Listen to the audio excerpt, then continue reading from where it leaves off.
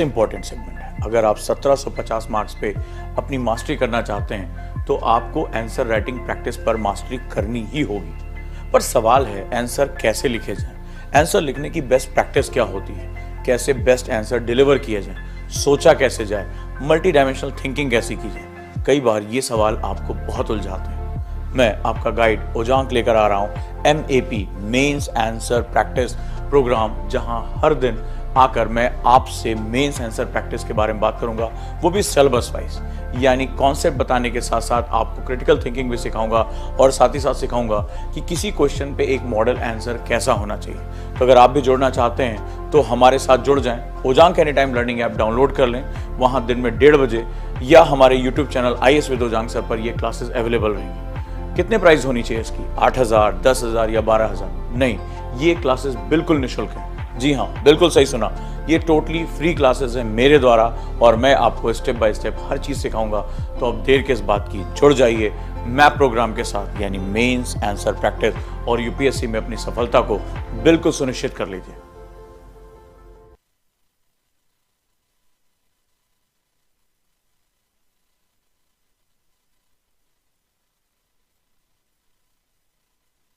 आप सभी का तहे दिल से बहुत बहुत नमस्कार और उम्मीद करता हूं आप बिल्कुल स्वस्थ होंगे और आज की क्लास के लिए तैयार होंगे।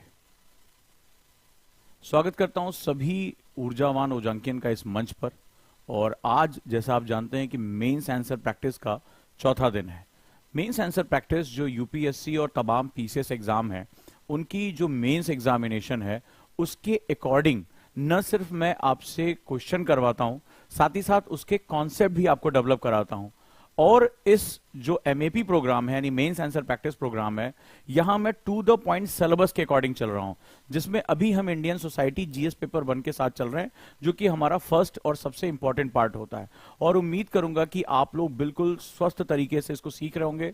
और जो मैं आर्ग्यूमेंट्स कर रहा हूं, जो मैं आपको नए नए फैक्ट्स दे रहा हूं, जो मैंने कल आपसे एक बहुत जबरदस्त डिस्कशन की थी, वो सभी आपको लेकर चलना है, अच्छे से पढ़ाई करनी है और आप जो है उसको लेकर आगे बढ़ सकते हैं।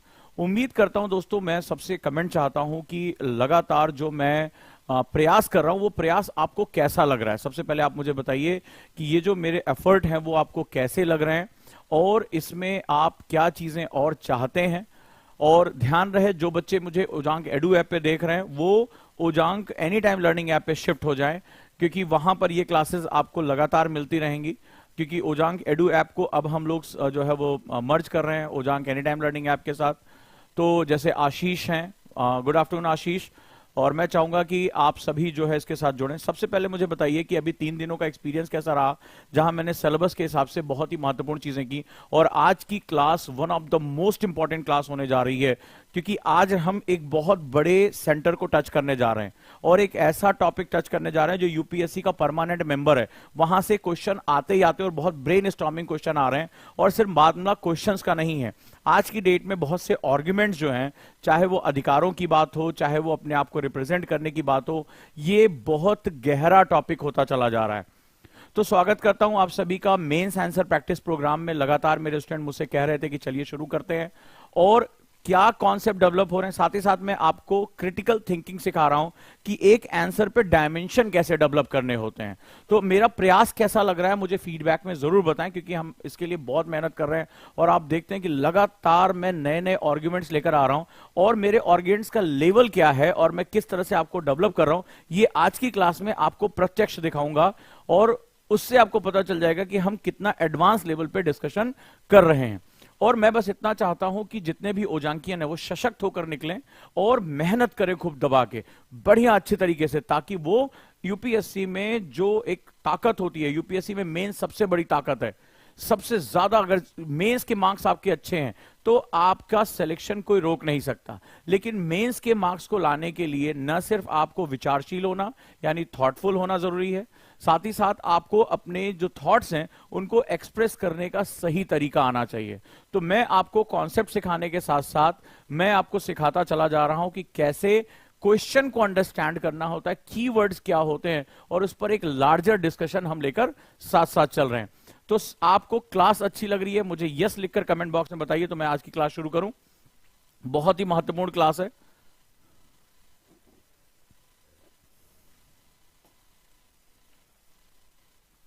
लेट्स स्टार्ट, शुरू करते हैं हम लोग।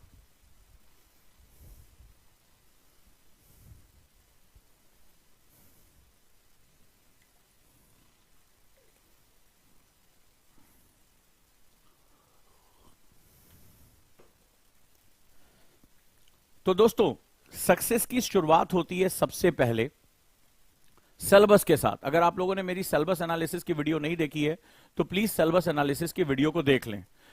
सिलेबस में हम लोग इस समय जीएस पेपर 1 में हैं और हम इंडियन सोसाइटी के सिलेबस में हैं, जहां पर पहला टॉपिक होता है salient feature of Indian society, दूसरा होता है भारत की विविधता यानी डाइवर्सिटी ऑफ इंडिया, इस पर हमने बात किया। आज हमारा तीसरा टॉपिक है role of women and women organization, यानी महिलाओं की भूमिका और महिला संगठन। और अगर मैं तुमसे कहूं कि इंडियन सोसाइटी का one of the most debatable और मोस्ट इंपॉर्टेंट टॉपिक है, तो इसमें कोई भी अतिशयोक्ति नहीं होगी। ये वाकई में सच है कि ये परमानेंट है, मतलब आपको यहां के डायमेंशन से क्वेश्चन मिलने ही मिलने हैं और बहुत ब्रेन स्टॉर्मिंग क्वेश्चन मिलते हैं। तो आज न सिर्फ मैं इसमें क्वेश्चन कराऊंगा, आज आपको कुछ ऐसे फैक्ट भी बताऊंगा जो आपके दिमाग को हिला के रख देगा और एक नया डायमेंशन देगा। अब शुरुआत करते हैं, और आज याद रहेगा, आज मैं ऑप्शनल के जो बैचेस हैं जिसमें पीएसआईआर, जिसमें ज्योग्राफी और सोशियोलॉजी ऑप्शनल, आज मैं देश का सबसे सस्ता बैच लॉन्च करने जा रहा हूं। तो ऑब्वियस सी बात है, उसके लिए भी आप तैयार रहिए, वो भी अनाउंसमेंट मैं करूंगा। चलिए शुरुआत करते हैं, रेडी? तो दोस्तों, सबसे पहले मैं बैचेस के बारे में बताने से पहले और आपको यह भी बता दूं कि आज से शाम को 4 बजे जीएस फाउंडेशन बैच में सुमित सर शुरू कर रहे हैं पॉलिटी, और आज शाम को 4 बजे उनकी क्लास ओपन है। लेकिन उस क्लास में कुछ बहुत ही जबरदस्त होने जा रहा है, इस क्लास से लिंक है। सबसे पहले मैंने सर से कहा है कि इस साल के जो सबसे कॉम्प्लेक्स टॉपिक है पॉलिटी के, जिस पर कॉन्स्टिट्यूशन बेंच बैठी, जिस पर डिबेट हो रहा है, जैसे राज्यपाल के अधिकारों को लेकर शिवसेना को जो है वो दिए जाने, चुनाव आयोग के जो है डिस्कशन को, कॉलेजियम पर, एनजेएसी नेशनल जो है जुडिशियल अकाउंटेबल कमेटी जो है अपॉइंटमेंट कमेटी, इन सब पर जो बहुत ब्रेन स्टॉर्मिंग टॉपिक है, आज सुमित सर वहां से शुरू करेंगे। आपसे वो इंपॉर्टेंट क्वेश्चन डिस्कस करने जा रहे हैं जो आज के एग्जाम के लिए बहुत इंपॉर्टेंट है। तो आज शाम को 4 बजे यूट्यूब पे भी क्लास होगी और ये ओजांग एनी टाइम लर्निंग ऐप पे भी क्लास होगी। सभी लोग आज से अपनी शुरुआत कर सकते हैं, जो कॉन्सेप्टर बैच के स्टूडेंट हैं वो भी और जो फाउंडेशन के स्टूडेंट हैं वो भी। ठीक है, दोनों के लेवल अलग अलग होंगे। उसमें कुछ कॉन्सेप्टर में है, चूंकि 2 साल का हमारा कोर्स है, तो उसमें एड ऑन भी होगा जो सेकेंड ईयर में आ चुके हैं। ठीक है, तो बहुत ही इंपॉर्टेंट टॉपिक से शुरू होने जा रहा है, और अब सारे टीचर्स हम एक लिंक कर कर पढ़ा रहे हैं। तो मेरी क्लास, उनकी क्लास, सभी लिंक, और बहुत ब्रेन स्टॉर्मिंग टॉपिक होंगे और मजा आएगा कि उनके साथ आप इस लेवल पर जो है वो पढ़ाई पर पहुंच जाओगे। तो चलिए आज हम बात करते हैं। आज हमारा जो सिलेबस का टॉपिक है वो है role of women and women organisation. शुरुआत करते हैं दोस्तों, और उससे पहले हम ये देखते हैं कि हमारी क्लास कैसी चल रही है। तो कल मैंने बहुत इंपॉर्टेंट डिस्कशन किया था, हमारे एक छात्र हैं इंद्रजीत चौधरी, अगर क्लास में हैं तो मैं स्वागत करता हूं। और कल मैंने वहां पर कल योग के बारे में बात किया था, एक डिस्कशन हुई थी हमारी, आप लोग अगर वहां पे अवेयर रहे होंगे तो मैंने बताया था कि भारत जो है वो पोजीशन, जैसे कल ग्लोबलाइजेशन पे एक बहुत नया टॉपिक डिस्कस, बहुत सी मेरे पास ग्लोबलाइजेशन की किताबें हैं, कोई इस लेवल पे जाके बात नहीं कर रहा है कि एक्चुअली ग्लोबलाइजेशन को हमें लगता है कि शायद वो वेस्टर्न का दिया हुआ है। नहीं, हम भी वहां जा सकते हैं। और आज के न्यूज़पेपर को अगर आपने पढ़ा होगा, चाहे हिंदी में पढ़िए चाहे इंग्लिश में, मैं जानना चाहता हूं कि हमारे कितने स्टूडेंट न्यूज़पेपर पढ़ते हैं, और कल की मेरी डिस्कशन इस पूरे पेपर में भरी पड़ी है। बड़े ध्यान से इसको सुनते जाइएगा, ठीक है? बहुत सिंपल सा कॉन्सेप्ट है। तो इन्होंने पढ़ा, मुझे पहली बात तो ये स्टूडेंट बहुत अच्छे लगते हैं। इंद्रजीत, आपको बहुत बहुत बधाई कि वो पढ़ने के बाद अपने टीचर के पढ़ाई गई चीजों को रिलेट कर सकते हैं। यही इसी के लिए तो हम गला फाड़ रहे हैं, इसी के लिए तो हम इतनी मेहनत कर रहे हैं। अगर हम पढ़ा दें और आप यहां सुनकर चले जाएं, कोई फायदा नहीं है, कोई फायदा नहीं है।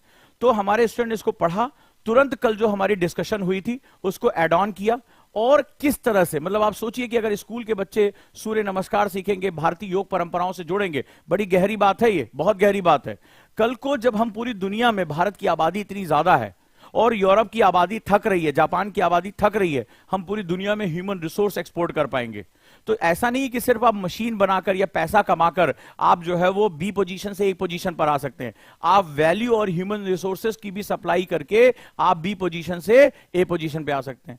तो इन्होंने लिखा, सर मैं आपको सादर नमस्कार करता हूं। जैसे सर आपने कल उत्तर लेखन की कक्षा में विश्व गुरु बनने के लिए हमें स्थित परिवर्तन B to A, बहुत अच्छा इन्होंने मेंशन किया है। करनी होगी तो आज न्यूज़पेपर में योग के बारे में छप गया, जो कल आपने कक्षा में बताया था। Thank you so much sir. तो ये जो चीजें हैं वो बहुत इंपॉर्टेंट है हमारे लिए। अब जरा देखो कि कल की क्लास में जो बातें हुई थी, मेरी सारी क्लासेस आपस में लिंक है, इसीलिए हम डे वाइज कर रहे हैं कि आपको यूट्यूब पे खोजना हो, Ojaank any time learning app पे खोजना हो तो आपको दिक्कत ना हो। तो उस कंडीशन में क्या होगा, बड़े ध्यान से समझते जाना। आज का न्यूज़पेपर कौन कौन पढ़कर आया मैं अभी देख लेता हूं। आज के न्यूज़पेपर में दो बहुत इंपॉर्टेंट खबरें, और जो कल की क्लास से और आज की क्लास से, दोनों क्लास से आज जो पढ़ाऊंगा उसका भी है, और इसमें कितने लोगों ने इसको पढ़ा, और जो लोग न्यूज़पेपर नहीं पढ़ रहे वो लिख के रख ले, उनका सिलेक्शन नहीं होगा। वो अपना टाइम वेस्ट ना करें, मैं लिख के कह रहा हूं, उनका सिलेक्शन नहीं होगा। जो न्यूज़पेपर पढ़ने की आदत नहीं है, जिनको न्यूज़पेपर एनालिसिस नहीं उनको आता है, और बार बार 199 रुपए में दीपक सर जो है वो पूरी द हिंदू पढ़ा रहे हैं और अच्छे से क्लासेस चल रही है। 400 रुपए का तो ये पेपर की कॉस्ट आती है। तो उसके बावजूद भी अगर कोई बहुत ढीठ है, नहीं पढ़ना चाहता, तो वो बस इतना समझ ले कि वो 2 साल आईएएस वैकेशन पे आया है, तैयारी के नाम पे अपने माँ बाप के 2 साल वो पैसे फूकेगा, इसके बाद चला जाएगा। क्योंकि यूपीएससी में सिलेक्शन के कुछ नियम होते हैं, और अगर वो नियमों का पालन नहीं करोगे यूपीएससी आपको अंदर आने नहीं देगा। अब जरा ध्यान से देखो, अब यहां पर हमारे वित्त मंत्री हैं, ठीक है, ये इन्होंने एक बड़ा इंपॉर्टेंट स्टेटमेंट दिया है, सभी लोगों ने पढ़ा। मेरे लिए पेपर इंपॉर्टेंट नहीं है, हिंदी हो चाहे इंग्लिश हो, मुझे बस खबर से मतलब होती है। इस खबर की गहराई देखो, क्योंकि हमारी वित्त मंत्री यानी ये सरकार का आधिकारिक बयान है, ठीक है, गवर्नमेंट का ये ऑफिशियल स्टेटमेंट है। चीन का विकल्प, पहली बात, एक एक वर्ड को ध्यान से सुना करो, ऐसे पढ़ा जाता है चीन। हमने यहां चीन का जिक्र क्यों किया, मैं एक एक बच्चे से चाहता हूं, क्योंकि आज की क्लास उसी से रिलेटेड है। विकल्प, what is the meaning of option? ढूंढने वालों के लिए आकर्षण का केंद्र बना भारत। क्यों? कल ही क्लास में बता दिया था, आकर्षण का केंद्र बना भारत। आओ इस मेंस की क्लास में बहुत डेप्थ लेकर आओ सभी बच्चों से। मुझे इन तीनों का, वाई चीन, चीन की बात क्यों हुई, विकल्प का मतलब क्या होता है, ऐसे पढ़ा जाता है न्यूज़पेपर, और आकर्षण का केंद्र बना भारत, वाई, कैसे बन गया आकर्षण, मतलब क्या भारत ने जो है वो चारों तरफ क्रीम व्रीम लगा ली, एकदम जो है सज संवर के बैठ गया, ऐसा कुछ किया? मतलब भारत के जितने भी युवक युवतियां हैं सब एकदम लिपस्टिक पाउडर लगा के और ऐसे निकल गए, ऐसा आकर्षण हो गया जो आ रहा, अगर वाह भारत में कितनी ब्यूटी है, ठीक है, लड़के भी जो है पूरा एकदम मार, एकदम वो तेरे नाम वाला बीच से मांग काट के एकदम जो निकल रहे हैं, ऐसा तो नहीं किया ना? या तुम्हें ऐसा लग रहा है आकर्षक हो गया है? हमने जो सारी दीवारें पुतवा दी, ठीक है, जहां पर वो लिखा होता था यहां डैश करना मना है, और वहां गंदगी, हमने उसको पुतवा दिया, हमने ये कर दिया क्या? नहीं, इसका मतलब समझो, ये बड़ा गहरा मतलब है इसके अंदर जो है निकल कर जो आया है। और यहां पर दिखा हुआ देखो, बड़ी संख्या में कुशल व प्रशिक्षित युवा हैं। कुशल व प्रशिक्षित युवा, कल हम डेमोग्राफिक डिविडेंड की बात कर रहे थे, ठीक है, और आज की क्लास का जो आंसर राइटिंग है इसी से रिलेटेड है। हो रही थी बात हो रही थी कि भारत कैसे बी पोजीशन से, तो जब ग्लोबलाइजेशन का कॉन्सेप्ट कल मैंने बताया था, बड़े ध्यान से सुनना, तो मैंने एक झरने का कॉन्सेप्ट दिया था, तुमने झरना तो देखा होगा, सबने कहा हाँ सर देखा था। तो मैंने बताया था कि ये हाई टेक्नोलॉजी हाई कैपिटल से चीपेस्ट लेबर की तरफ जाता है, ठीक है, और भारत के पास बड़ी मात्रा में कुशल कारीगर है, आबादी है, युवा आबादी है, डेमोग्राफिक डिविडेंड है ना, जनांकीय लाभांश है, डीडी। तो ये जो दुनिया भर का पैसा और टेक्नोलॉजी है वो किसकी तरफ आएगा? सस्ता लेबर की तरफ आएगा, कुशल लेबर की तरफ आएगा, ठीक। तो हम क्या कर सकते हैं? पहली चीज, अब चीन क्यों? चीन जो है उसको हम लोग दुनिया की क्या कहते हैं? प्रोडक्शन कैपिटल बोलते हैं, उसको दुनिया की फैक्ट्री बोलते हैं। चीन दुनिया में सबसे सस्ता और सबसे ज्यादा उत्पादन करता है, जिसकी वजह से वो पूरे जो मोनोपोली है उसके पास आ जाती है, वो मार्केट कंपटीशन को आउटरैंक कर देता, बाहर कर देता है। तो चीन की बात हो गई। विकल्प का मतलब क्या हुआ? विकल्प यानी जो लोग कैपिटल एंड टेक्नोलॉजी लेकर बैठे हैं, कैपिटल और टेक्नोलॉजी लेकर बैठे हैं, उन्हें इसके सिवा भी कोई ना कोई जगह चाहिए। अब विकल्पों का मतलब होता है किस तरह के विकल्प? What is the meaning of विकल्प? विकल्प जो होता है यानी ऑप्शंस की अगर हम बात करें तो ये political, judicial, economical, social, geographical, ये सारे तरह के विकल्प होते हैं। ये मत समझना कि भारत सरकार ने नियम खोल दिए तो आ जाओ। हम सेस कब से बना रहे हैं, स्पेशल इकोनॉमिक जोन, विशेष आर्थिक क्षेत्र, हम कितने सालों से बना रहे हैं। लेकिन अभी क्या हुआ, चीन की आबादी वन चाइल्ड पॉलिसी की वजह से कंस्ट्रेंट हुई, चीन में पर कैपिटा इनकम बढ़ गई। अब चीन के लोग 10 रुपए में काम करने को तैयार नहीं है। चीन कह रहा भाई मिनिमम हमें 40 रुपए चाहिए। अब जो कंपनी है वो चुन रही है कहीं 10 रुपए वाला लेबर मिल जाए। लेकिन सिर्फ लेबर से काम नहीं होगा, सरकार मजबूत होनी चाहिए। ऐसा नहीं कि आज आपने कोई डिसीजन लिया, सरकार कल को मिली जुली सरकार है, धड़ाम से गिर गई, दूसरी सरकार बोले हम चीन का विरोध करते हैं और हम जो है फलानी कंपनी का, अमेरिका का विरोध करते हैं, हमारे वामपंथी दल है तो अमेरिका का विरोध कर रहे हैं, तो बोले हम ये पॉलिसी, तो भैया उसका सारा पैसा फंस जाएगा। ठीक है, तो क्या करना पड़ेगा, पॉलिटिकल स्टेबिलिटी चाहिए, भारत में है अभी। जुडिशियल मतलब कानून व्यवस्था पारदर्शी हो, सुनवाई हो, ऐसा नहीं किसी को उठा के अंदर बंद कर दिया, तानाशाही, गला काट दिया, नहीं। तो भारत में ये भी है। इसके बाद भारत की इकोनॉमी और सोसाइटी दोनों तेजी से चेंज हो रही है। अभी अगर आज इसी न्यूज़पेपर में एक स्टेटमेंट आया अमिताभ कांत साहब का, जो हमारे नीति आयोग के जो सीईओ हैं, उन्होंने कहा कि G20 मंच का हम इस्तेमाल करेंगे भारत की डिजिटल ताकत को पूरी दुनिया में बताने के लिए। जैसे हमारा यूपीआई पूरी दुनिया में छा गया है, अब हम कई देशों के साथ रुपए में व्यापार कर रहे हैं ताकि हम डॉलर को चैलेंज कर सके। हाँ या ना, सुनते जा रहे हो, समझ में आ रहा है मैं कितनी गहरी बातें कर रहा हूं। जो लोग न्यूज़पेपर नहीं पढ़ रहे हैं वो आज तैयारी बंद कर दें, अपनी किताबें कबाड़ी वाले को बेच दें या किसी को सेकंड हैंड बेच दें, भला होगा उसका कम से कम। ठीक है, ये बिल्कुल कह रहा हूं, लिख लो आज की डेट में। अगर तुम्हें न्यूज़पेपर, तुम्हारे पास आर्गुमेंट ही नहीं रहेगा। और जो लोग 199 रुपए बचा रहे हैं उनका तो खैर जो होगा वो ऊपर वाला ही जानेगा। तो अब जो बता रहा हूं, लेकिन जो सबसे इंपॉर्टेंट बात है, जब आपके पास एक स्टैब्लिश गवर्नमेंट होती है, और गवर्नमेंट जो है, कल हमारी बात हुई थी राष्ट्र की सरकार, राष्ट्रवाद की सरकार। जरा देखो, भारत में अचानक से लिथियम के भंडार मिलने लगे। अभी आपने देखा कि दुर्लभ मृदा तत्व भी मिले। भारत में नई नई खोजें हो रही हैं। और एक खबर और आई है, जरा ध्यान से पढ़ना, ठीक है, क्योंकि इसका संबंध यूपीएससी के क्वेश्चन से है। इसी में एक छोटी सी खबर और आई है, और वो खबर ये है कि वो खबर कहती है कि भारत अगले कुछ सालों में 2024-25 में, ये देखो कहते हैं कि प्रत्यक्ष को प्रमाण की आवश्यकता नहीं है, 2024-25 में कोयले का निर्यातक हो जाएगा। कल मैंने बताया था, कारगिल वॉर के बारे में बात की थी, तो ये निर्यातक यानी एक्सपोर्टर बन जाएगा। इसका मतलब है, एक्सपोर्टर मतलब क्या है, अगर कोई कहे भाई मैं कांग्रेस वाला हूं, बीजेपी वाला हूं, आम आदमी पार्टी वाला हूं, हो सकता है तुम्हारी राजनीति में, लेकिन कोयला अपनी जेब में लेके थोड़ा कोई घूम रहा है, या ले आके धीरे से खदानों में डाल दिया, अरे रख दो यार मोदी जी के नाम पे रख देते, ऐसा कुछ नहीं होने जा रहा है। कोयले को बनने में बहुत करोड़ों लाखों सालों की प्रक्रिया लगती है, मेटामॉर्फिज्म होता है, जो ज्योग्राफी थोड़ा भी जानता होगा कि फॉसिल फ्यूल्स को दबते हैं, करोड़ों साल लग जाते हैं, तब जाके कोयले में परिवर्तित होता है। तो इसका मतलब है भारत में था, भारत में था। ये लिथियम ऐसा थोड़े ना कि जाके रात रात में जो है वो किसी ने निकाल के किसी ने भर दिया, भारत में था। लेकिन चूंकि हम राष्ट्रवादी नीतियों के साथ नहीं जुड़े थे, हम क्षेत्रीय पॉलिटिक्स में जुड़े हुए थे, हमारे पास कोई एक बहुत लंबी सोच नहीं थी, और भारत के ऊपर गर्व, जो वैज्ञानिक थे हमारे समुदाय, वो बेचारे डरे हुए थे। आज उनको ताकत मिल रही कि कोई राष्ट्रवाद को सुनने जा रहा है। वैज्ञानिक समुदाय बहुत ही राष्ट्रभक्त समुदाय होता है, तो आज वो नई नई चीजें लेकर आ रहे हैं। भारत में देखिए अचानक से खोजें बढ़ गई, भारत रक्षा निर्माण का जो है अब निर्यात कर रहा है। ये देखिए खबर, देखिए क्या बता रहा है, जबरदस्त खबर है। ऊर्जा के मामले में आज भी 60% ऊर्जा कोयले पे डिपेंडेंट है, और अगर भारत कोयले का निर्यात करने लगेगा तो आप अंदाजा लगाइए कि अपनी जरूरतों को पूरा करने के साथ साथ ये दुनिया भर की जरूरतों को भी पूरा करेगा। हम बी से ए पर आ जाएगा। अभी हम बी पोजीशन पे हम आयात कर रहे हैं, तो हमें उन ऊर्जा नीतियों के लिए उनके सामने, जर्मनी के सामने हम क्यों दब के रहते थे, क्योंकि कोयला आता था, राइन घाटी से कोयला हमारे पास आता था। जो भी ज्योग्राफी थोड़ी बहुत भी जानता होगा, हम रशिया से देख रहे हैं, हम हर जगह से डील कर रहे हैं। अब जब हमारे पास ही रहेगा तो हम मार्केट में लड़ाई करने उतरेंगे। अब हम तुम कॉम्पिटिटर हो जाएंगे। पहले वो मालिक थे, हम नौकर थे, वो दाता थे, हम लेने वाले थे, लेकिन अब हम भी दाता हो गए।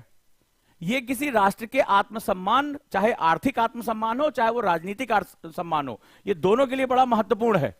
समझ रहे हो कितनी गहरी बात है। तो आज की खबरें बहुत ही महत्वपूर्ण है।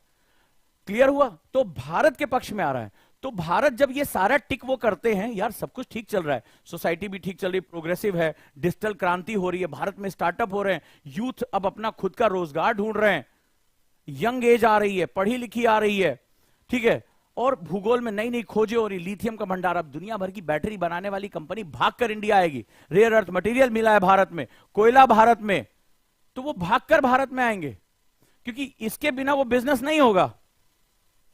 अब जब सब कुछ हो गया तो भारत विकल्प बनने के लिए तैयार हो गया। बोले सरकार भी मजबूत है, जुडिशरी भी मजबूत है, सरकार हमें जो है जमीनें भी दे रही है, अब भारत में बिजली भी आ रही है, कानून व्यवस्था भी ठीक है, और सबसे बड़ी बात है ये आर्थिक संसाधन भी मौजूद है, श्रम भी मौजूद है। बोले सारे फैक्टर मौजूद है, चलो भैया भारत, चलो भैया भारत।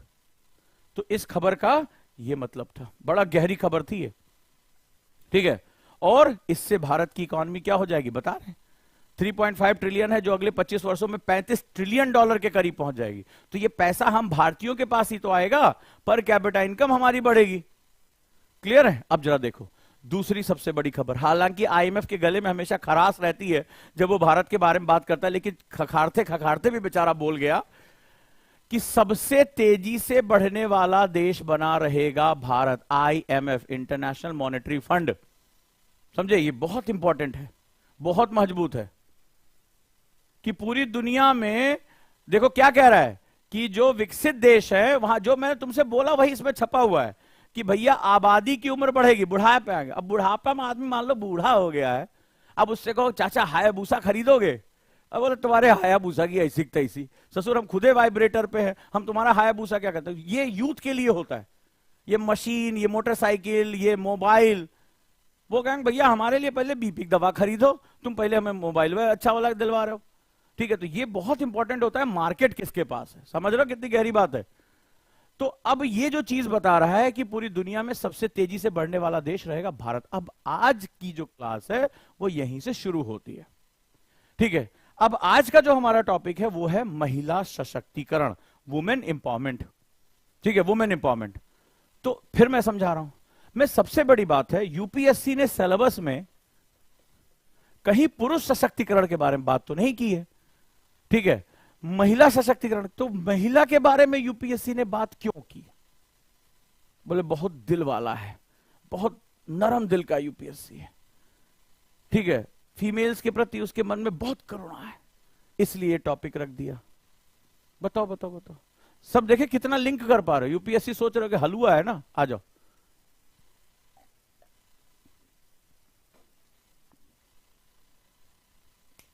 वुमेन ही क्यों, महिला का टॉपिक ही क्यों?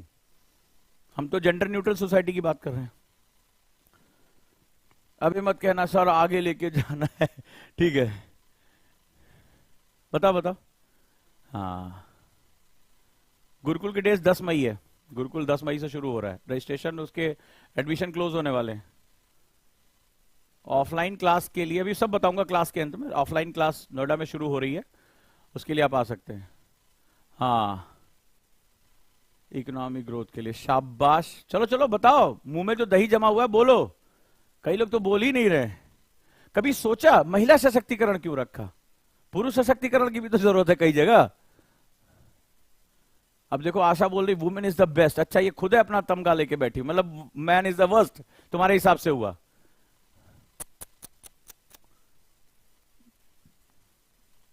बहुत दूर हो अभी, तुम्हें जो लग रहा है, जो तुम बोल रहे हो ना, उससे बहुत दूर हो यूपीएससी से। यूपीएससी बहुत बैलेंस अप्रोच मांगता। तुम सोचते हो कि जैसे अपने ग्रेजुएशन में हम लिखे थे वैसे यहां भी लिख देंगे आईएएस बन जाएंगे, है ना, बहुत लोग यही सोच रहे हैं। चलो आ जाओ। हाँ जी, because of male dominated society, निकलो उससे प्रियांशु यार, निकलो मेल डोमिनेंट सोसाइटी। और बेचारे जो अपनी वाइफ से पिट रहे हैं इधर उधर, वो क्या है, बहुत पुरानी बातें हो गई। तुम 1991 के आसपास की बातें कर रहे हो। आज शहर में मेल फीमेल दोनों जो है काम कर रही हैं। Try to understand the thing. Women को इंटरनेशनल लेवल पे स्ट्रांग बनाने के लिए कहा है, जहाज पकड़ उड़ जाएंगी क्या? पैट्रियार्की सुन लिया, भागे। अब जरा ध्यान से, अब जो कॉन्सेप्ट बता रहा हूं, तुम अगर यही सब लिखोगे ना तो मार्क्स नहीं देगा। घर पे आके मम्मी मम्मी मैंने मेंस लिख दिया, सेलेक्ट कभी नहीं होगे। अब जरा ध्यान से इसको सुनो, मैं क्या कहने की कोशिश कर रहा हूं। रेडी, पेन और पेपर तैयार है? तो चलो, अभी थोड़ी देर पहले हम डिस्कशन कर रहे थे इन खबरों पे, बड़े ध्यान से समझो कि चीन का विकल्प ढूंढने के लिए आकर्षण बना भारत। ठीक है, तो Bharat is a destination, now destination, और इसमें बात कर रहा है युवा प्रशिक्षित लोग हैं। दूसरा, सबसे तेजी से बढ़ने वाला देश रहेगा आईएमएफ। ये दोनों खबरें इकोनॉमी की जान है। ठीक है, इकोनॉमी की जान है। अब जरा ध्यान से समझो कि मैं क्या कहने की कोशिश कर रहा हूं। जब हम वर्ड इकोनॉमी यूज करते हैं, आज जो बता रहा हूं उसकी गहराई को समझिए कि ये सब कॉन्सेप्ट जल्दी सुनने देखने को नहीं मिलते हैं। तो जब हम इकोनॉमी की बात कर रहे हैं, ठीक है, तो इकोनॉमी में सब कोई लेबर होता है, लेबर, क्योंकि यही लेबर एम्प्लॉयमेंट के लिए जाता है और किसी भी देश को इसी हिसाब से नापा जाता है। तुमने देखा होगा रोजगार का मुद्दा, फलाना मुद्दा हमेशा बना रहता है। तो इकोनॉमी के लिए हर चीज लेबर है। ठीक है, हर चीज लेबर है जो काम कर रहा है, इकोनॉमी इसी पे कोर करती है। ठीक है, इकोनॉमी इसी पे कोर होती है। तो अब पहली क्लास से जोड़ना शुरू करो, जो जो मैंने तुम्हें बताया, बड़े ध्यान से गहरी बात समझना कि ये जो है श्रमिक हो गया। मैं भी एक श्रमिक हूं, मैं शिक्षा दे रहा हूं। ठीक है, हर कोई एक श्रमिक है, कोई इंजीनियरिंग का काम कर रहा है, कोई डॉक्टरी का काम कर रहा है, तो ये सारे के सारे श्रमिक हो गए। इकोनॉमी केवल इन्हीं को, जो लोग श्रम करके योगदान दे रहे हैं, जैसे मैं योगदान दे रहा हूं, मैं अपने यहां 150 लोगों को नौकरी पे रखता हूं, तो ये क्या है, ये मेरा योगदान है अर्थव्यवस्था के लिए। मैं अपनी आय, इतने लोगों की आय, आप लोग आगे आईएएस बनेंगे तो आप भी क्या होंगे, श्रमिक ही होंगे। इसमें भी हर श्रमिक जो योग्य है, मतलब जो काम कर सकता है, काम करना जो है, अब उसमें जो लोग काम करने योग्य हैं, जिनको काम मिला हुआ है, वो एम्प्लॉयमेंट का साथ हो गया, वो रोजगार के रूप में हो गया। क्लियर है यहां कॉन्सेप्ट? अब मैंने आपको बताया था कि किसी भी देश को समझने के लिए देश और काल, ये दो इंपॉर्टेंट कॉन्सेप्ट होते हैं। किसी को भूला तो नहीं कि किस टाइम जोन में है और किस ज्योग्राफिकल क्लाइमेटिक जोन में है। आप चीजों को जोड़ो, बार बार बोलूंगा तो और अच्छे से जुड़ जाएगा। अब जरा ध्यान से देखो, अब हुआ क्या कि जैसे तुम्हारे यहां जाति प्रथा है, ठीक है, जाति प्रथा कुरीति के रूप में, लेकिन अमेरिका में है, अमेरिका में जाति प्रथा है। जैसे मान लो कोई हमारा जनवा आया तो जनवा के नीचे बिठा दिए, तुम खटिया पर नहीं बैठोगे जनवा, दूसरा कप लेकर आओ। ये तुम्हारे यहां हो रहा है, अमेरिका में तो नहीं हो रहा है ना। उनके यहां काले गोरे का है, हमारे यहां तो सब लगभग हमारे कलर के हैं। काले गोरे का हमारे ज्यादा झगड़ा ही नहीं है, थोड़ा बहुत 19-20 है, जब तक कॉलेज वॉलेज में है तो फेयर एंड लवली के चक्कर में और जो है फेयर एंड हैंडसम के चक्कर में पड़े, वो थोड़ा बहुत टीवी के प्रभाव में, नहीं तो हमारे सब ऐसे ही हैं, हमारे जैसे। ठीक है, कोई दिक्कत नहीं है। अब जरा ध्यान से सुनो, तो इकोनॉमी को कॉमन ग्राउंड चाहिए डिस्कशन करने के लिए। तो उनके यहां रेस है, तुम्हारे यहां रेस नहीं है। आपके यहां जाति प्रथा है, वहां जाति प्रथा नहीं है। ठीक है, ऐसे ही धर्म का आधार हो सकता है। तो अलग अलग देशों में अलग अलग सिस्टम चल सकता है, लेकिन इकोनॉमी एक कॉमन परिभाषा कैसे तय करेगी? बड़ी गहरी बात बता रहा हूं, और समझ में आए तो मुझे कमेंट में जरूर बताना कि सर मजा आ गया और कुछ नया मिला है। अब सभी देशों के लिए अलग अलग नियम तो नहीं बनाए जा सकते इकोनॉमिक के, एक यूनिवर्सल नियम बनाना है।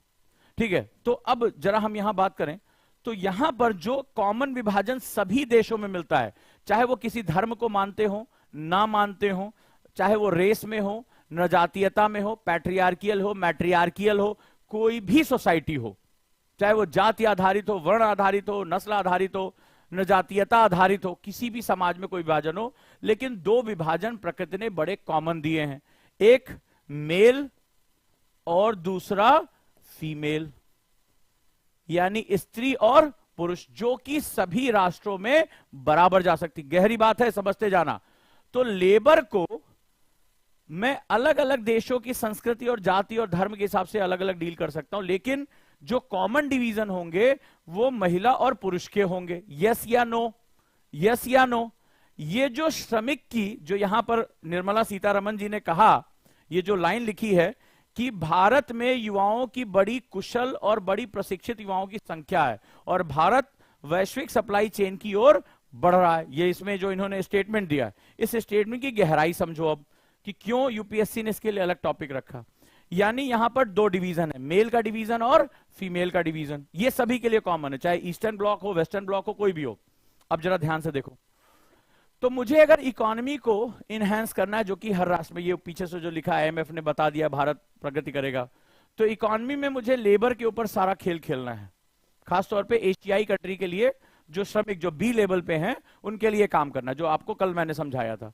अब लेबर में हमारे पास दो डिवीजन है, यानी लेबर जितना ज्यादा इनहेंस होगा उतना ही ज्यादा तुम्हारी इकोनॉमी में उसका पार्टिसिपेशन बढ़ेगा, स्किल वैल्यू एडिशन बढ़ेगी, मूल्यवर्धन बढ़ेगा। तो तुम्हारे यहां दो डिवीजन है, फीमेल और मेल का। अब तुम्हारी सोसाइटी जो है, इंडियन हमारी सोसाइटी जो है, वो पैट्रियार्कल सोसाइटी है, कई कारणों की वजह से पितृसत्तात्मकता है, यानी पुरुष को ज्यादा पढ़ने का मौका मिल रहा है, परिवार में उसको ज्यादा वरीयता दी जा रही है, महिलाओं की जल्दी शादी हो जा रही है, घर के अंदर रहना है, पर्दा प्रथा, बाल विवाह, ठीक है, धार्मिक कारण, जातीय कारण, तमाम तरह के कारण मिले हुए। अवसंरचना का विकास ना होना, लड़कियों के लिए कई बार अच्छे स्कूल में चली भी जाती है, स्कूल में तो वहां टॉयलेट फैसिलिटी नहीं है, सुरक्षा नहीं है, there are lot of reasons, वो चाहे ज्योग्राफिकल हो, पॉलिटिकल हो, सोशल हो, इकोनॉमिकल हो, किसी भी तरीके का कारण हो सकता है। तो होता क्या है कि जब ओवरऑल आप इकोनॉमी को देखते हैं तो मेल पार्टिसिपेशन तो है लेकिन फीमेल पार्टिसिपेशन कम है। अच्छा, इन दोनों को मिलाकर हमारा लेबर फोर्स हो रहा है। कहीं भी निर्मला सीतारमण ने नहीं कहा कि पुरुष युवा, पुरुष शक्ति है, कहीं भी कोई देश नहीं कहता, वो कहता है हमारे टोटल डेमोग्राफिक डिविडेंड। अब इसमें क्या होगा, मान लो दोनों का इस समय लगभग 50-50 है, मान लो एग्जांपल 50-50 है, 51-49 है, तो जब भारत अपने श्रम शक्ति की बात करेगा तो केवल यही काउंट होगा। अब वो घर में जो झाड़ू पोछा कर रही है, खाना बना रही, बच्चे पाल रही, वो काउंट ही नहीं हो रही है, जीडीपी में उसका कहीं योगदान है ही नहीं है। जीडीपी में योगदान किसका है, पुरुष का, जो कि कुल आबादी का 50% है। यानी भारत अपनी जिस डेमोग्राफिक डिविडेंड की बात कर रहा है, जब हम डेमोग्राफिक डिविडेंड गिन रहे हैं तो मान लो हमने 100 लोगों को गिना, फॉर एग्जांपल हमने 100 लोगों को गिना, जिसमें 50 महिलाएं हैं और 50 पुरुष हैं, बड़े ध्यान से समझना, जिसमें 50 महिलाएं 50 पुरुष हैं। अब हुआ क्या कि जब महिलाओं को कई कारणों की वजह से वो मुख्य धारा से बाहर हो गई इकोनॉमी से, तो तुम्हारे पास डेमोग्राफिक डिविडेंड बचा किसका, केवल 50 का, केवल 50 का डेमोग्राफिक डिविडेंड है।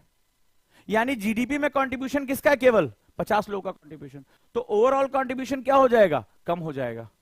लेकिन जब राष्ट्र के संसाधनों को बांटने की बारी आएगी, मतलब राष्ट्र चाहता है कि भाई महिलाओं को भी 2 वक्त का खाना मिले, सब कुछ मिले, सुविधा मिले, आबादी के लिहाज से, जैसे क्या होता है, मान लीजिए आपने एक सड़क बनाई कि इसमें 1000 लोग चलेंगे, तो 1000 पुरुष और महिला दोनों चलेंगे, लेकिन जो इनकम आ रही है वो केवल पुरुषों से आ रही है, या केवल जो है वो लेबर फोर्स में काउंट हो रहे हैं, ये लेबर फोर्स में काउंट नहीं हो रही है। तो लॉन्ग टर्म में इकोनॉमी को बहुत लॉस हो जाता है। इसीलिए किसी भी राष्ट्र को लैंगिक समानता यानी जेंडर इक्वलिटी बहुत जरूरी। इट इज नॉट अबाउट कि महिला पुरुष एक साथ बैठ रहे हैं या जो है महिलाओं को भी, it is all about in terms of the economy की समानता का मतलब है दोनों का जीडीपी में पार्टिसिपेशन होना चाहिए, भागीदारी होनी चाहिए, तभी वो क्या करेंगे, जीडीपी को आगे बढ़ाएंगे। जीडीपी आगे बढ़ेगी तो उतना ही डिस्ट्रीब्यूशन भी क्या होगा, इक्वल होता चला जाएगा। बहुत ही महत्वपूर्ण होता है ये, ठीक है। तो यहां पर जो है ये 50% मिसिंग है, ये काउंट है, ये पॉपुलेशन में गिना जा रहा है, डेमोग्राफिक डिविडेंड में भी गिना जा रहा है, लेकिन इससे कोई फर्क नहीं पड़ेगा जब तक तुम उसको जो है जीडीपी पार्टिसिपेशन में लेके नहीं आओगे। तो सशक्तिकरण का मतलब होता है, जैसे एक बच्ची ने लिखा शिक्षा होना जरूरी है। बहुत से, मैं अपने कई रिश्तेदारों को जानता हूं जहां पर शादी से पहले वो लड़की पढ़ी लिखी थी, शादी के बाद उसको घर में बिठा दिया, अच्छा भला टीचिंग का जॉब करती, बोले हमारे यहां लड़कियां घर के बाहर पैर नहीं, बहू हमारे घर, हम बहू की कमाई खाएंगे क्या, इस तरह की बातें होती है वहां पे, बहू की कमाई खाएंगे क्या हम, वो पढ़ी लिखी है क्या, पढ़ा लिखा होने से जीडीपी पार्टिसिपेशन हो जाएगा। और बहुत सी ऐसी महिलाओं को जानता हूं बिल्कुल पढ़ी लिखी नहीं है, डलिया बना रही, टोकरी बना रही है, बेत की जो है कुर्सियां बना रही है, बेच के पैसा कमा रही है, अचार बना रही हैं, और बहुत सी ऐसी है जो पढ़ लिख के अचार डाल रही है अपनी शिक्षा का, बच्चे पाल रही है घर के बाहर। बोलो मैं गलत हूं तो, मैंने तो अपनी आंख के सामने देखा है, तुमने नहीं देखा तो तुम दूसरे ग्रह से आए हो, अपने ग्रह का पता करो, गलत ग्रह पे आंसर राइटिंग क्लास कर रहे हो। तो सिंपल सा बात है कि मुझे इस पार्टिसिपेशन को बढ़ाना होगा, ठीक है, चाहे वो स्किल देके बढ़ाओ, अवसर देके बढ़ाओ, रोजगार देके बढ़ाओ, शिक्षा देके बढ़ाओ, मौके देके बढ़ाओ। और ना पढ़ी लिखी हो, कुश्ती कर रही है, पटक के मारेगी तुम्हें भी और पैसा भी कमाएगी। बहुत सी हमारी रेसलर जो बच्चियां हैं अच्छा कर रही हैं, कबड्डी खेल रही हैं, क्रिकेट खेल रही हैं, है ना, नहीं पढ़ी लिखी तो क्या हुआ, तुम जाके भिड़ लो, पटक के मारेंगे, ऐसा धोबी पाट की, उठने बैठने में दिक्कत होगी। तो इट इज, ये बहुत सिंपली कर देता है, अरे पढ़ाना लिखाना जरूरी है। I am talking about the GDP participation, थोड़ा ऊपर आओ, ठीक है। जो अंगूठा चूसने वाले बच्चे होते हैं ना, उस तरह से बिहेव मत करो। हमारे यहाँ पैट्रियार्की है और लड़कियों को पढ़ाना जरूरी है, तो पढ़ाने के बाद कहाँ है जो है वो घर में बिठा देते हो। जो जीडीपी में पार्टिसिपेशन जरूरी है, जीडीपी में पार्टिसिपेशन जरूरी है, उनको खेल खिलाओ, वो स्किल्स डेवलप करें। If they are earning something, और अर्निंग कैसे होती है इकोनॉमी में, अपना श्रम देकर, अपनी स्किल देकर। जैसे मुझे पढ़ाने की स्किल है तो मैं अपनी स्किल आपको दे रहा हूं, हालांकि इस बैच के लिए फीस नहीं ले रहा हूं, ये अलग बात है, समझे बच्चा। अभी थर्ड जेंडर की चिंता ना करो प्रभु, अभी 2 है उसको संभाल लो, तीसरे के बारे में हम और बाद में बात करेंगे, ठीक है। अभी ज्यादा संवेदनशील ना हो, ठीक है, नहीं तो तुम्हारा आंसर जो है बहुत बहका बहका सा रहेगा। तुम ऐसे लिखने बैठोगे और बोलेगे आज एक ही आंसर लिखेंगे, लेकिन ऐसा लिखेंगे कि मार हड़हड़ा के एकदम खून निकाल देंगे एग्जामिनर की आंख से। तो एक ही आंसर लिख के आओगे और बहुत बढ़िया लिखोगे, लेकिन पास नहीं होगे। हाँ चलो ठीक है, पास होना भी जरूरी है। क्लियर हुआ? So why women empowerment, it is very important to increase the GDP participation, labour participation in the economy. चाहे शिक्षा दो ना दो, उसको अवसर दो, उसको अर्निंग का मौका दो। तो जब ये जीडीपी पार्टिसिपेशन बढ़ेगा सो रिसोर्स डिस्ट्रीब्यूशन बढ़ जाएगा। तो भारत ने जो कहा 35 ट्रिलियन, तो कैसे होगा? जब वो महिलाओं का काम भी उसके साथ जुड़ेगा तो वो जुड़ जाएगा। अब सवाल ये है, प्रॉब्लम क्या है? प्रॉब्लम क्या है? प्रॉब्लम ये जो तुमने कहा ना, पढ़ाना बहुत जरूरी है, फॉर एग्जाम्पल जैसे जरूरी है, बिल्कुल जरूरी है, कौन मना कर रहा है, लेकिन जो तुम पढ़ा रहे हो वो रोजगार कहां लेकर? रोजगार के भारत में माहौल है कि भैया सरकारी नौकरी मिल जाए वही रोजगार है, बाकी सब हमारे यहां बेकार है। सरकारी नौकरी केवल रोजगार है, बाकी सब बेकार है, यही हमारे यहां फिलॉसफी चलती है। वो मीम भी चलता है ना, एकदम जो है हमारे कलर का लड़का होता है, डार्क कलर का, और एक बड़ी सुंदर सी लड़की मिल जाती, बोलते सरकारी नौकरी का कमाल। लोग इसको प्रमोट भी करते हैं, it is not like that. ये ऐसा नहीं है। महिलाएं जो होती हैं वो स्किल को तेजी से अपना लेती हैं। भारत, जब प्राचीन समय से भारत को जानोगे तो चाहे वो हथकरघा हो, चाहे वो चित्रकारी हो, चाहे वो पच्चीकारी हो, चाहे वो साड़ियां बनाना हो, चाहे वो घर के काम हो, इसमें वो स्किल को तेजी से सीखते हैं। और इसका साइंस भी होता है। महिलाओं का दिमाग मल्टी जो टास्किंग होती है उसके लिए ज्यादा अच्छा बना होता है, पुरुषों का दिमाग मल्टीटास्किंग के लिए नहीं होता। ये साइंस है, मैं नहीं कह रहा हूं। महिलाओं का दिमाग मल्टीटास्किंग के लिए तैयार होता है, उनके लेफ्ट और राइट ब्रेन ज्यादा सिंक्रोनाइज होते हैं पुरुषों की अपेक्षा, यह विज्ञान है। तो वो जो है वो एक साथ कई स्किल सीख सकती हैं। पुरुष अगर कोई काम कर रहा है तो बच्चा उस समय नहीं संभाल सकता, किचन में दूध उबल रहा है उसको होश नहीं रहेगा, लेकिन महिला काम भी करती है, बच्चा भी संभाल लेती है, और किचन में दूध उबल रहा है उसका भी उसको ध्यान रहेगा। यह प्रकृति ने उसको वरदान दिया हुआ है, यह जेनेटिक पूल है, समझे। तो हमें उसके हिसाब से और इसके लिए सबसे बेस्ट तरीका है भारत की परिस्थितियों को देखते हुए, और वो है गिग इकोनॉमी, यानी उनकी फ्रीडम के हिसाब से। मान लो महिला है, अब घर में संभाल रही है, अब ऐसा थोड़ा करेगी कि 2 बच्चे हैं, बोले बाहर में जाओ, हम अपनी सशक्तिकरण के लिए जा रहे हैं, तुम स्कूल जाओ चाहे ना जाओ, क्योंकि वो ममता का भी उसके गुण है, मां है, और मां अपने बच्चे के लिए सर्वस्व निछावर कर देती है। तो पता चला वो तुमने फेमिनिज्म की थ्योरी पढ़ा दी, तुम मां हो, तुम अपनी शक्ति पे ध्यान दो। बोले कल से हमारे चंगू मंगू दोनों चाहे खाना खाए चाहे ना खाए, बताओ चंगू मंगू मम्मी भूख लगी है, बोले बाप अपने बाप से जाके मांगो। अब बाप बेचारे जिंदगी में कभी ब्रेड ना सेके हो, और सेक भी दिए तो चंगू मंगू खा नहीं पाएंगे।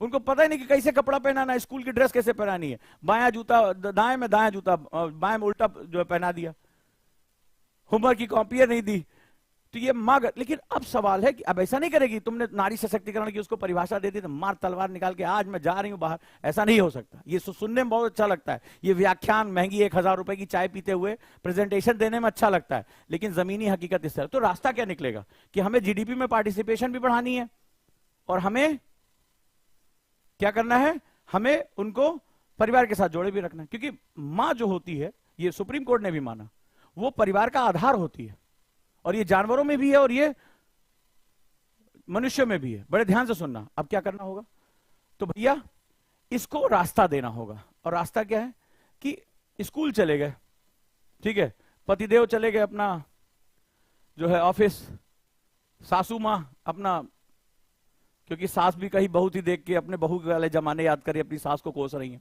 अब करें तो क्या करें? इस समय अगर इकोनॉमी तुम्हारी फ्लेक्सिबल है, your economy must be flexible, उसके लिए कुछ घंटों का काम है, कुछ घंटों की डिमांड है, तो वो अपने समय को यूटिलाइज कर सकती, हाँ या ना? मान लो उसके पास 4 घंटे बच गए, अब बच्चे आएंगे 4-5 घंटे बाद, ठीक है, अब 4 घंटे बच गए, she want to earn something, she want to live on own feet, वो अपनी जिंदगी अपने दम पे जीना चाहती है। और अर्थव्यवस्था कह रही है कि 4 घंटे का भी काम हमारे पास अवेलेबल है, वर्क फ्रॉम होम करिए, हमारे पास कुछ सर्विसेज अवेलेबल है, आप घर से काम करिए, आप 4 घंटे टाइपिंग का काम करिए, कॉपी राइटिंग का काम करिए, कुछ आप 4 घंटे में अपना प्रोडक्ट बनाकर बेचिए, ऑनलाइन बेचिए, सिलाई काम करिए। जैसे मान लीजिए 10 सूट का ऑर्डर आ गया, सिलाई में बहुत अच्छी है, हमारे एक जानने वाले हैं, तो वो क्या, अचार और सिलाई उनको दोनों बहुत अच्छी आती है, तो वो बीच के कुछ समय में वो ऑर्डर्स ले लेती हैं। ये मैं अपने आसपास देख के बता रहा हूं, तो ऑर्डर्स ले लिया, तो भैया उन्होंने कहा 10 सूट हम सिल के दे देंगे, पर सूट का हमें 200 रुपया या 300 रुपया चाहिए, तो उन्होंने सिल के दे दिया। लखनऊ में ऐसे बहुत से परिवार हैं, मैं जानता हूं जिनको, जो चिकन की कढ़ाई करने का काम 3-4 घंटे में पर पीस के हिसाब से ले लेते हैं। तो जो नियोक्ता है उसको भी प्रेशर नहीं होता कि सुबह से शाम तक लेबर को अपने आप बुलाएं, जगह दें। और इन महिलाओं के लिए भी बड़ा अच्छा है, मान लीजिए किसी होटल का ऑर्डर है, मान लो ये जो फूड डिलीवरी ऑर्डर है, तो भैया आप 4 घंटे में कुछ डिशेस बना दीजिए, हम यहां से सप्लाई करा देते हैं। किसी ऑफिस में हमें देना गरम रोटियां, गरम सब्जियां, कोई महिला बहुत अच्छा खाना बनाती है, मुंबई में अगर आपने डब्बा वाला कॉन्सेप्ट देखा होगा। सो when you have the apps, when you have the technology, when you have the digital power, when you have the flexibility in your economy, तो गिग इकोनॉमी डेवलप हो जाती है। यानी जितनी जरूरत होगी उतना काम करेंगे। और हम जो ये सोच के बैठे थे महिला को मारेंगे, इतना ताकतवर कर देंगे, अपना परिवार भग चंगू मुंगू भग यहां से, मार बच्चों को भगा दिया, स्कूल जाओ, तुम्हारा बाप छोड़ कर आएगा, आज से वो देखेगा तुम्हारा काम। सास को निकाल के बैठा, बोला बहुत तुम आराम कर लियो, जाओ किचन में बैठो। तो ये नहीं हो सकता, क्योंकि हमारे देश काल में वो अमेरिका का फैमिलिज्म अलग है, वहां 16 साल के बाद बच्चे माँ बाप के साथ नहीं रहते। और हमारे यहाँ बच्चे अगर इस उम्र में अलग हो जाए तो पूरे मोहल्ले में कहानी शुरू होती है, हाय फलाना का लड़का अलग हो गया, बाप बेटे में झगड़ा हुआ क्या, अरे होगा ना, शराबी होगा तभी निकाल बाहर किए ससुरे को। इसी तरह से बात होती है। समाज को देखो ना, इंडियन सोसाइटी पढ़ रहे हो तो इंडियन सोसाइटी को देखो, अमेरिकन सोसाइटी थोड़ा देखोगे कि सर वो फेमिनिज्म का कॉन्सेप्ट पढ़े थे, लारा जो है वो अपने पैर पे खड़ी थी। अरे वहां सबसे ज्यादा सिंगल पेरेंट्स हैं, लारा के बच्चे से पूछो तुम्हारा बाप कौन है, बताएंगे या तो पिता पाल रहा है या केवल मां पाल रही। सबसे ज्यादा डिवोर्स के केसेस हैं अमेरिका में, हमारे यहाँ नहीं है ना, हमारे यहाँ परिवार की व्यवस्था अलग है। तो भारतीय समाज को पढ़ोगे ना, हाँ या ना? मजा आया? तो आज का क्वेश्चन भी देख लेते हैं, लगे हाथ। क्वेश्चन लिखो, भारत में महिलाओं के सशक्तिकरण की प्रक्रिया में गिग इकोनॉमी की भूमिका का परीक्षण कीजिए। चलो भैया शुरू करो, explain the role of gig economy. सब समझा दिए हैं, इतना बढ़िया कोई नहीं समझाएगा। गिग इकोनॉमी यानी फ्लेक्सिबिलिटी के साथ जितनी जरूरत उतना काम। नहीं जाएंगे हम सुबह 10 से 6 बजे नौकरी करने, हम 4 सूट सिल सकते हैं डेली, मुझे 1200-1400 मिल जाएंगे, मेरे लिए बहुत है, मेरी अपनी जरूरत है।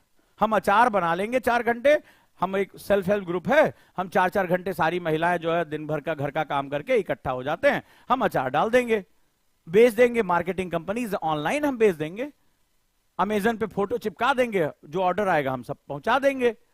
आज की डेट में तो बहुत सा है, आजकल लोग जो है मोटरसाइकिल पे आते हैं सामान इधर उधर देने के लिए, बहुत आसान हो रही है। इसी वजह से भारत में आज अमिताभ कांत साहब ने कहा कि G20 में भारत एक मंच का इस्तेमाल करेगा अपनी डिजिटल ताकत को दिखाने के लिए। भैया सब जोड़ते जाओ, पढ़ा करो अकबरवा, उसको काहे जो है दाल और चावल रख के खाने के लिए इस्तेमाल कर रहे हो। और देखो खुशबू यादव को चिल्ल, सिमरन कहां से हो? कानपुर में। बता दो भाई सिमरन, घर का एड्रेस वड्रेस दे दो, आंसर वांसर तुमसे लिखा नहीं जाएगा और ना इनका सिलेक्शन होगा, ठीक है। ये घूमने टहलने आई हैं यूट्यूब पे, सोच रही थी कि जो है कुछ मजेदार बातें सीखेंगे, है ना। यहाँ हम गला फाड़ दिए, इतना गंभीर टॉपिक पढ़ा दिए, इस तरह से कभी किसी ने बताया भाई पैट्रियार्की में खुश हो। हाँ, और ले लो पता,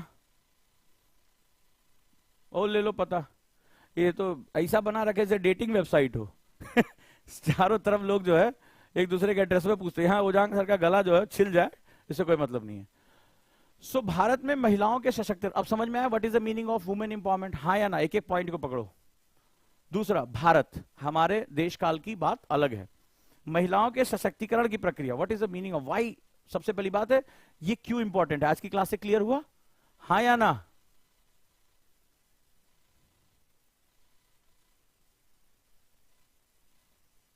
दूसरा, हाउ गिग इकोनॉमी कैसे काम करेगा, उसकी भूमिका, दोनों को जोड़ दीजिए, बहुत बढ़िया समझ में आया होगा। बाकी डिटेल आंसर तो है ही है, लेकिन मैं चाहता हूं डिटेल आंसर को देखने से पहले आप खुद से फ्लो चार्ट ट्राई करें। क्या करना पड़ेगा आपको? फ्लो चार्ट ट्राई करना पड़ेगा। चलिए, यानी कीवर्ड्स लिखिए आप इसके। मेरी कितनी बात को समझ पाए, इतना बेहतरीन तो हमें लग रहा है सोशल इशू क्लास में भी नहीं पढ़ाया गया होगा। कहा जल्दी बताओ।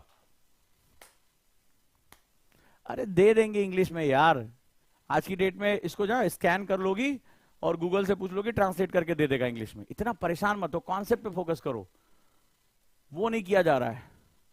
ऐसा लग रहा है English your first language, Bharat में रह के लिख रहे हो इंग्लिश में, दे दीजिए। अगर कोई दिक्कत हो कॉन्सेप्ट को समझो, वो पीडीएफ इज नॉट इंपॉर्टेंट। कैसी रही आज की क्लास? मजा आया?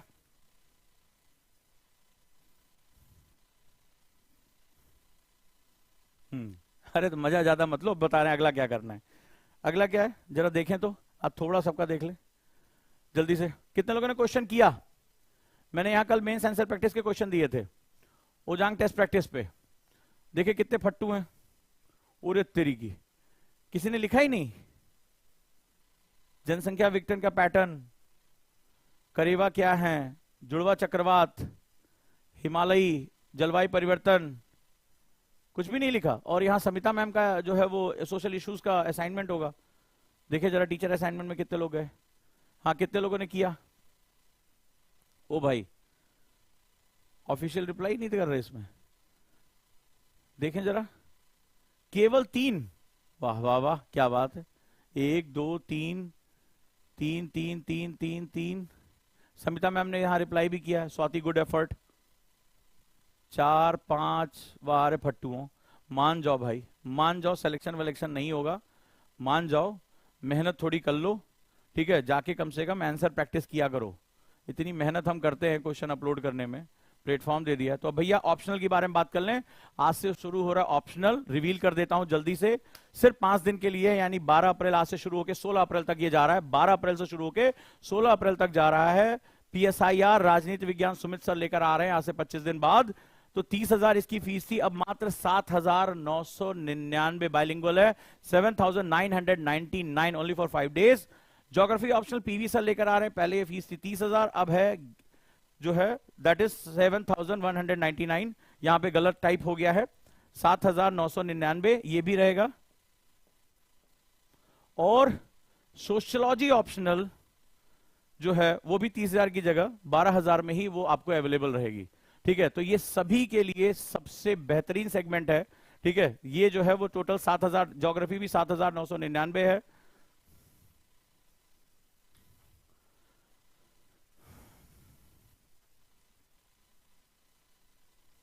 राइट, तो ज्योग्राफी ऑप्शनल के साथ जुड़ जाइए तेजी से, और आप फॉर्म भी भर सकते हैं जो लोग जुड़ना चाहते हैं। One of the best segment है, खासतौर पे जो फाउंडेशन के बच्चे हैं। इतना सस्ता देश में नहीं है। एक और बहुत जो है कोचिंग है वो 8,999 में दे रही है। 5 डेज के बाद हम भी फीस बढ़ाएंगे और वहीं लेकर जाएंगे। तो फॉर नेक्स्ट 5 डेज यानी 12 अप्रैल से 16 अप्रैल के बीच 7,999 में PSIR है, 7,999 में ऑप्शनल ज्योग्राफी ऑप्शनल है, और 12,000 रुपए में सोशियोलॉजी ऑप्शनल है जो कि 30,000 रुपए में था। तो इस समय ये देश का सबसे सस्ती जो है वो ऑप्शनल की फीस है। वन ऑफ द बेस्ट जो है वो सेगमेंट है। और आप जानते ही हैं पीवी सर के पढ़ाने का तरीका भी आप जानते हैं, मैपिंग गुरु के नाम से जाने जाते हैं। और सुमित सर से भी आप में से बहुत से लोग पढ़ चुके हैं, आज से उनकी भी क्लासेस है, उनके पढ़ाने का स्टाइल देखिए, जो कंटेम्प्रोरी पे उनकी पकड़ है वो देखिए। तो मुझे लगता है कि this is one of the best segment है, आप इसके साथ जुड़ सकते हैं। राइट, तो जुड़ते जाइए, और संकल्प कॉन्सेप्टर के लिए भी जुड़ जाइए, मात्र 5,000 रुपए महीने में। तो ऑप्शनल का ये सबसे ताकतवर हिस्सा है, तो तीनों ऑप्शनल के लिए आप जुड़ सकते हैं। तो दोस्तों स्वागत करता हूं आप सभी का। और हमने भी चेक कर रखा है ये देश का सबसे कम फीस का जो है सेगमेंट है। तो only for 5 days, only for 5 days है। और टीचर्स अभी से अपनी क्लासेस शुरू कर देंगे, जहां वो सिलेबस एनालिसिस, उनके साथ भी आप जुड़ सकते हैं। तो 12 अप्रैल से 16 अप्रैल के बीच में आपको ये लेकर आना है। राइट,